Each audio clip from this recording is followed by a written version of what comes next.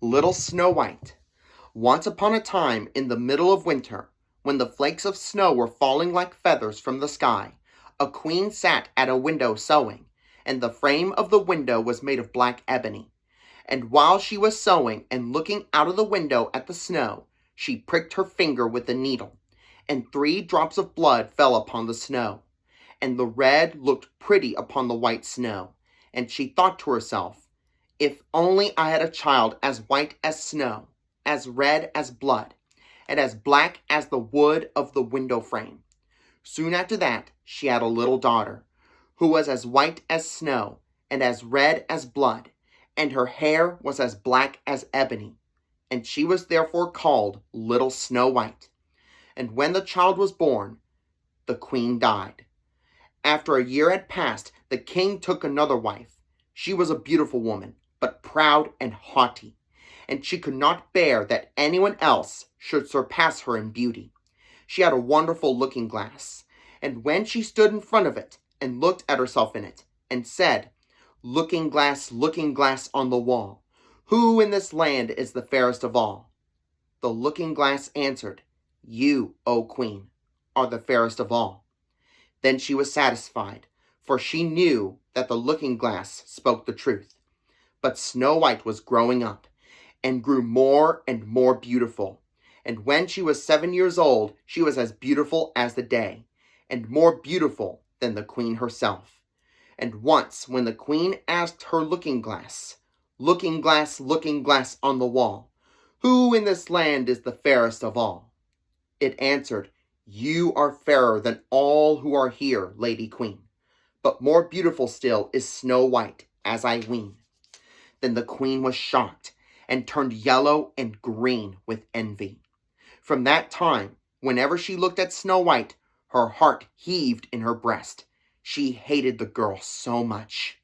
And envy and pride grew higher and higher in her heart like a weed, so that she had no peace day or night. She called a hunter and said, take the child away into the forest. I will no longer have her in my sight.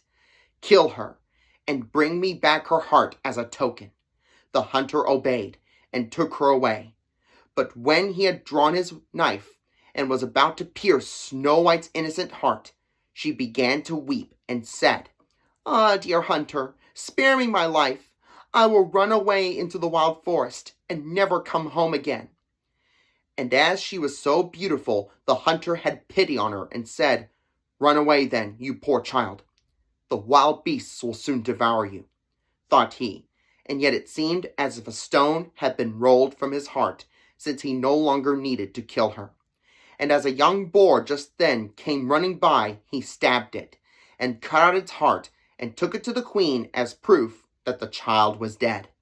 The cook had to salt this, and the wicked queen ate it, and thought she had eaten the heart of Snow White. But now the poor child was all alone in the great forest, and so terrified that she looked at every leaf of every tree, and did not know what to do. Then she began to run, and ran over sharp stones and through thorns, and the wild beasts ran past her, but did her no harm. She ran as far as her feet would go, until it was almost evening. Then she saw a little cottage, and went into it to rest. Everything in the cottage was small, but neater and cleaner than you can imagine. There was a table on which was a white cover, and 7 little plates, and on each plate a little spoon. Moreover, there were 7 little knives and forks, and 7 little mugs. Against the wall stood 7 little beds side by side, and covered with snow white bedspreads. Little Snow White was so hungry and thirsty that she ate some vegetables and bread from each plate, and drank a drop of wine out of each mug, for she did not wish to take all from only one. Then, as she was so tired, she laid herself down on each of the little beds, but none of them suited her. One was too long, another too short, but at last she found that the 7th one was right, and so she remained in it, said a prayer, and went to sleep. When it was quite dark, the owners of the cottage came back. They were 7 dwarfs who dug and delved in the mountains for ore. They lit their 7 candles, and now that the cottage was lit, they saw that someone had been there, for everything was not in the same order in which they had left it. The first said, "Who has been sitting on my chair?" The second, "Who has been eating off my plate?" The third, "Who has been taking some of my bread?" The fourth, "Who has been eating my vegetables?" The fifth, "Who has been using my fork?" The sixth, "Who has been cutting with my knife?" The seventh, "Who has been drinking out of my mug?" Then the first looked round and saw that there was a little hole on his bed, and he said, "Who has been getting into my bed?" The others came up and each called out, "Somebody has been lying in my bed too." But the seventh, when he looked at his bed, saw little Snow White, who was lying asleep in it. And he called the others, who came running up, and they cried out with astonishment, and brought their 7 little candles, and let the light fall on little Snow White. "Oh heavens!" cried they. "What a lovely child!" And they were so glad that they did not wake her up, but let her sleep in the bed. And the 7th dwarf slept with his companions, 1 hour with each, and so got through the night. When it was morning, little Snow White awoke, and was frightened when she saw the 7 dwarfs, but they were friendly, and asked her what her name was. "My name is Snow White," she answered. "How have you come to our house?" said the dwarfs. Then she told them that her stepmother had wished to have her killed, but that the hunter had spared her life, and that she had run for the whole day, until at last she had found their dwelling. The dwarf said, "If you will take care of our house, cook, make the beds, wash, sew, and knit, and if you will keep everything neat and clean, you can stay with us and you shall want for nothing." "Yes," said Snow White, "with all my heart." And she stayed with them. She kept the house in order for them. In the mornings they went to the mountains and looked for copper and gold. In the evenings they came back, and then their supper had to be ready. The girl was alone the whole day, so the good dwarfs warned her and said, "Beware of your stepmother. She will soon know that you are here. Be sure to let no one come in." But the queen, believing that she had eaten Snow White's heart, was certain that she was again the first and most beautiful of all. And she went to her looking-glass and said, looking glass on the wall, "Who in this land is the fairest of all?" And the glass answered, "O queen, you are fairest of all I see. But over the hills, where the 7 dwarfs dwell, Snow White is still alive and well, and none is so fair as she." Then she was astounded, for she knew that the looking-glass never spoke falsely, and she knew that the hunter had betrayed her, and that little Snow White was still alive. And so she thought and thought again how she might kill her, for so long as she was not the fairest in the whole land, envy let her have no rest. And when she had at last thought of something to do, she painted her face, and dressed herself like an old peddler, and no one could have known her. In this disguise she went over the 7 mountains to the 7 dwarfs, and knocked at the door and cried, "Pretty things to sell! Very cheap, very cheap!" Little Snow White looked out the window and called out, "Good day, my good woman. What have you to sell?" "Good things, pretty things," she answered, "laces of all colors." And she pulled out one which was woven of bright colored silk. "I may let the worthy old woman in," thought Snow White, and she unbolted the door and bought the pretty laces. "Child," said the old woman, "what a fright you look! Come, I will lace you properly for once."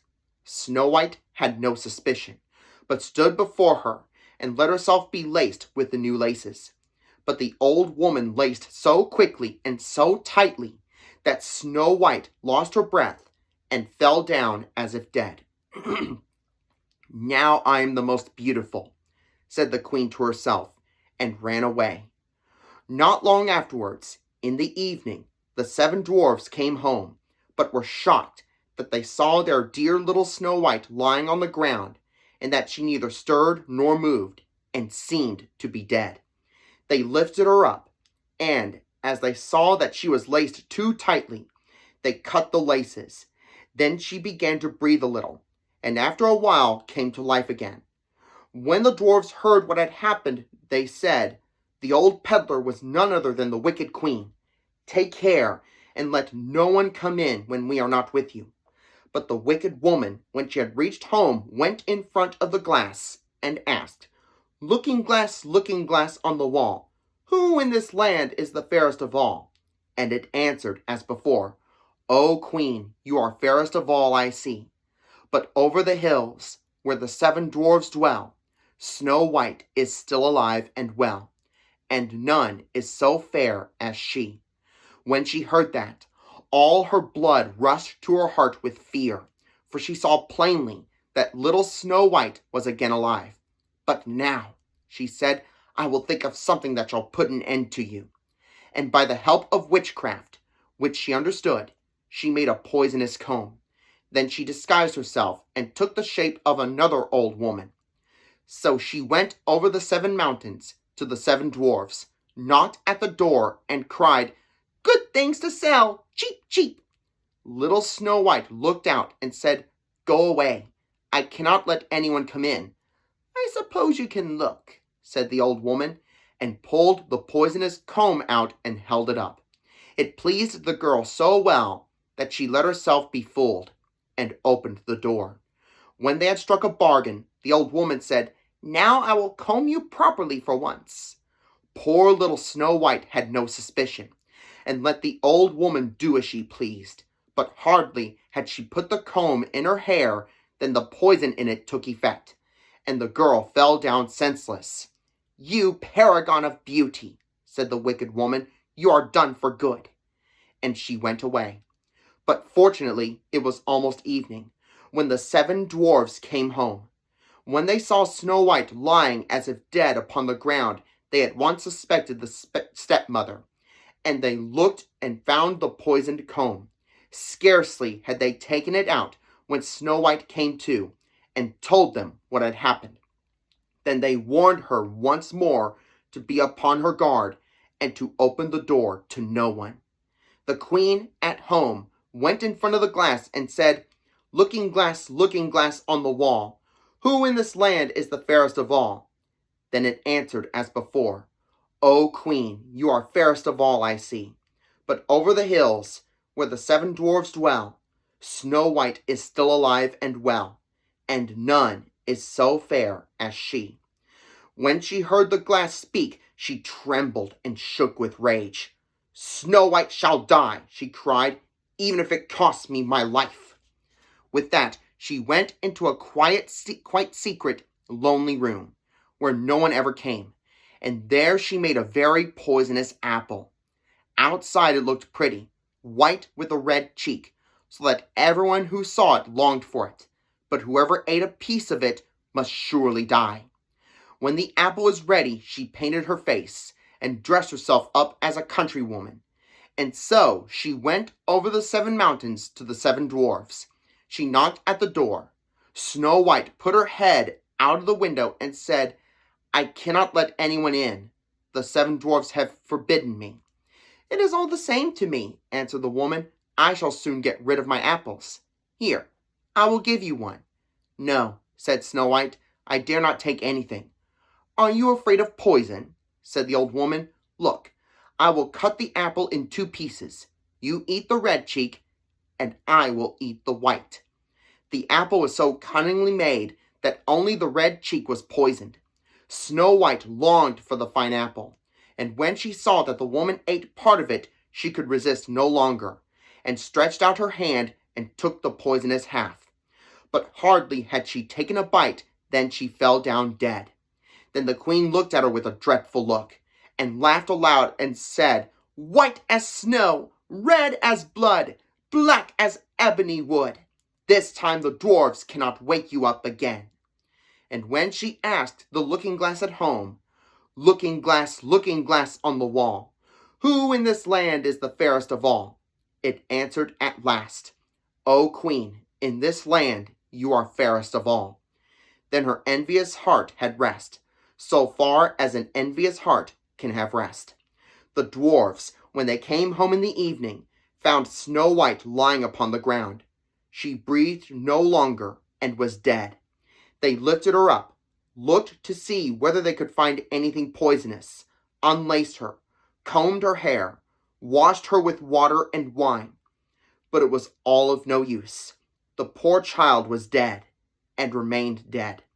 They laid her upon a bier, and all 7 of them sat round it and wept for her, and wept 3 days long. Then they were going to bury her, but she still looked as if she were alive, and still had her pretty red cheeks. They said, we could not bury her in the dark ground. And they had a transparent coffin made of glass made, so that she could be seen from all sides. And they laid her in it, and in golden letters wrote upon it her name, and that she was a king's daughter. Then they put the coffin out upon the mountain, and one of them always stayed by it and watched it. And birds came too, and wept for Snow White, first an owl, then a raven, and last a dove. And now Snow White lay a long, long time in the coffin, and she did not change, but looked as if she were asleep, for she was as white as snow, as red as blood, and her hair was as black as ebony. It happened, however, that a king's son came into the forest, and went to the dwarf's house to spend the night. He saw the coffin on the mountain, and the beautiful Snow White inside it, and read what was written upon it in golden letters. Then he said to the dwarfs, let me have the coffin. I will give you whatever you want for it. But the dwarfs answered, we will not part with it for all the gold in the world. Then he said, let me have it as a gift, for I cannot live without seeing Snow White. I will honor and prize her as my dearest possession. As he spoke in this way, the good dwarfs took pity upon him and gave him the coffin. And now the king's son had it carried away by his servants on their shoulders. And it happened that they stumbled over a tree stump, and with the shock the poisonous piece of apple which Snow White had bitten off came out of her throat. And before long she opened her eyes, lifted up the lid of the coffin, sat up, and was once more alive. Oh heavens, where am I? She cried. The king's son, full of joy, said, you are with me, and told her what had happened, and said, I love you more than everything in the world. Come with me to my father's palace. You shall be my wife. And Snow White was willing, and went with him. And their wedding was held with great show and splendor. But Snow White's wicked stepmother was also invited to the feast. When she had dressed herself in beautiful clothes, she went before the looking-glass and said, looking glass on the wall, who in this land is the fairest of all? The glass answered, O Queen, of all here the fairest is you. But the young queen is fairer by far, it is true. Then the wicked woman uttered a curse, and was so miserable, so utterly miserable, that she knew not what to do. At first she would not go to the wedding at all, but she had no peace, and must go to see the young queen. And when she went in, she knew Snow White, and she stood still with rage and fear, and could not stir. But iron slippers had already been put upon the fire, and they were brought in with tongs, and set before her. Then she was forced to put on the red-hot shoes, and dance until she dropped down dead.